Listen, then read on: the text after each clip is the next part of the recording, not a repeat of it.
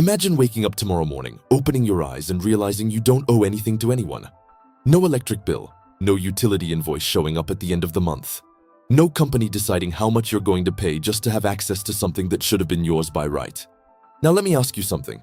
If I told you that this isn't just a dream, that people are actually doing this right now, in 2026, without being millionaires, without having an engineering degree, and without living in the middle of nowhere, would you keep watching?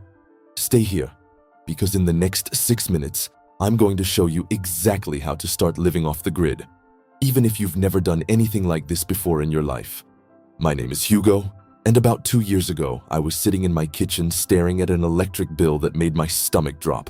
It wasn't even the highest bill I'd ever gotten, but something about that moment just hit differently. I remember thinking, I work this hard, I budget this carefully, and yet every single month this number just keeps going up. And there's nothing I can do about it. I'm just supposed to accept it.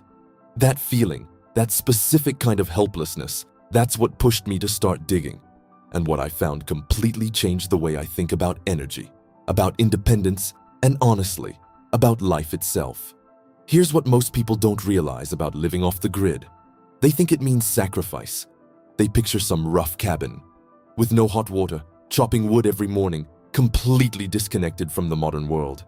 And look, that version exists, and some people love it. But that's not what we're talking about today. What we're talking about is energy independence. The ability to generate your own power, store it, use it, and stop being a slave to a system that was never designed to benefit you. And the beautiful thing is, in 2026, the technology to do this has never been more accessible. It has never been more affordable, and it has never been easier to get started, even as a complete beginner.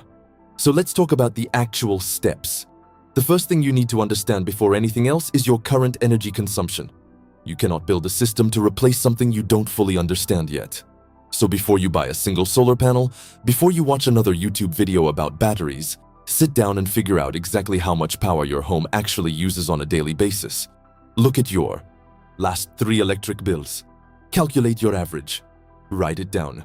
This single step alone will save you thousands of dollars in mistakes, because most people skip it and end up either way underpowering their system or massively overspending on equipment they don't need. Now, once you know your numbers, the next step is choosing your energy source. And for most beginners, solar is the obvious starting point. The cost of solar panels has dropped over 80% in the last decade. You can now get a solid starter system for a fraction of what it would have cost 5 years ago. But here's what nobody tells you. Solar alone is not enough. You need storage. Because the sun doesn't shine at night, and it doesn't shine on cloudy days. And if you don't have a way to store the energy you generate, you're still going to be dependent on the grid the moment things get unpredictable.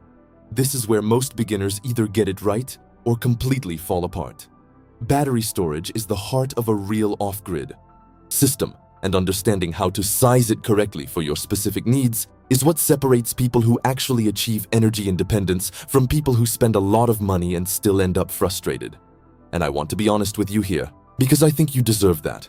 When I started this journey, I made a lot of expensive mistakes. I bought the wrong panels. I undersized my battery bank. I wired things in a way that cost me efficiency I didn't even know I was losing. And I spent months trying to piece everything together from random forum posts and videos that contradicted each other. If I'm being real, the thing that actually moved the needle for me wasn't any single YouTube video or blog post. It was when I finally found a structured system that walked me through everything in the right order. Something that was built specifically for people who are starting from zero. And if that's where you are right now, there's actually a resource I came across that I think is worth looking at. I'll leave the link in the comments, not because it's the only way to do this, but because if you're serious about making this transition and you want to avoid the mistakes I made, it might genuinely save you a lot of time and money. Completely up to you. Back to the steps. The third thing you need to think about is water and waste. Because true off-grid living isn't just about electricity. It's about reducing your dependence on centralized systems across the board.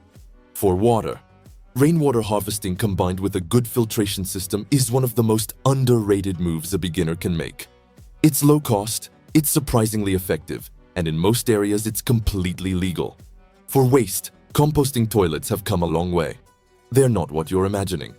Modern versions are clean, odorless, and incredibly efficient.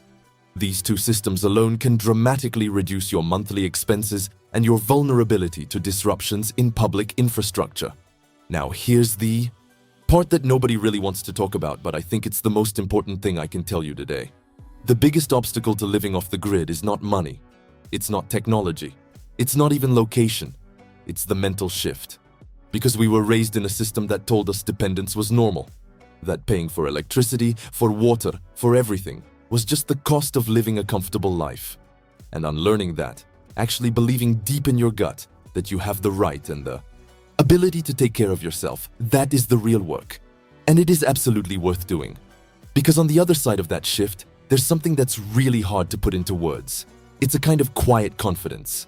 Knowing that if the grid goes down tomorrow, you're okay. Knowing that your monthly expenses are a fraction of what your neighbors are paying.